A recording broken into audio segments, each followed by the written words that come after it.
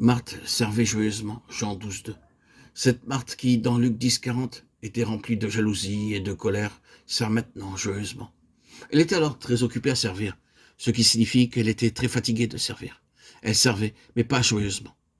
En même temps, elle était jalouse et en colère parce que sa sœur l'avait laissée seule pour servir. Maintenant, cette même Marthe servait joyeusement. Pour une vie triomphante, une maison heureuse et une église vivante, un joyeux service est nécessaire. Plus nous servons les autres, plus nous recevons de joie. Lorsque notre Seigneur vint à Cana en Galilée, on le trouva parmi les serviteurs. Sa mère dit aux serviteurs, « Faites ce qu'il vous dira. » Jean 2, 5. Tandis qu'on en rencontrait d'autres aux places d'honneur, le Seigneur Jésus, lui, on le trouvait parmi les serviteurs. Certaines personnes aiment être sur les chaises de devant à une réunion de mariage, dans une réunion de prière.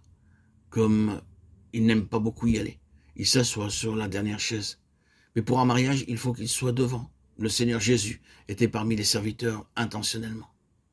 C'est pourquoi sa mère dit aux serviteurs, « Faites ce qu'il vous dira. » À une autre occasion, le Seigneur lava les pieds des disciples. Ensuite, il versa de l'eau dans un bassin et il se mit à laver les pieds des disciples et à les essuyer avec le linge dont il était saint. Jean 13, 5.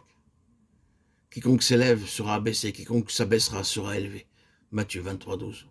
Ici, vous trouvez Marthe servant joyeusement. Elle est devenue humble maintenant, parce que la puissance de résurrection était venue en elle. Elle servait chacun avec joie et action de grâce. Plus vous servez, plus vous croissez spirituellement. Lorsque vous allez dans un lieu de culte, vous avez à découvrir ce que vous pouvez faire dans la maison de Dieu. Beaucoup de gens viennent seulement pour le sermon. Ils occupent une place chaque dimanche, près d'un pilier ou dans un coin. Ils viennent régulièrement et s'en vont. Pendant ce temps, ils ne font rien de leurs 10 doigts. Ils vont ici et là et ils aiment trouver à médire. D'autres veulent simplement observer autour d'eux. Quoi que nous trouvions à faire, que ce soit balayer le parquet ou étaler un tapis, le service joyeux nous fait croître spirituellement.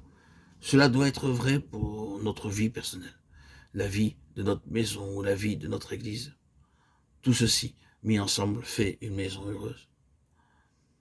Lorsque j'étais jeune, j'avais ce désir. Je disais, Seigneur, envoie-moi dans un foyer chrétien heureux. Je ne suis pas intéressé par la radio, la musique, l'ameublement. Je veux un vrai foyer chrétien, quelque pauvre qu'il puisse être. Le Seigneur répondit à ma prière. Et je restais 18 mois dans un tel foyer.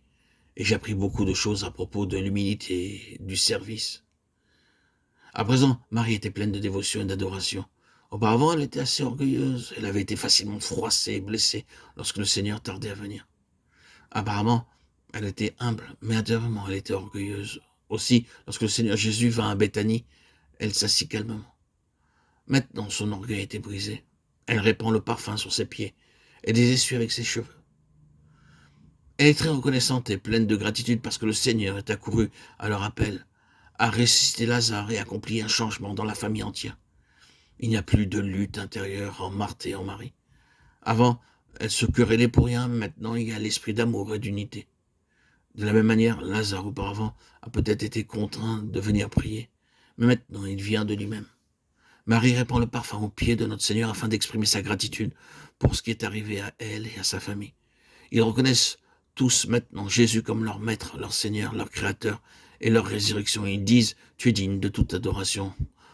Lorsque vous le voyez comme roi des rois et seigneur des seigneurs, honorez-le comme tel.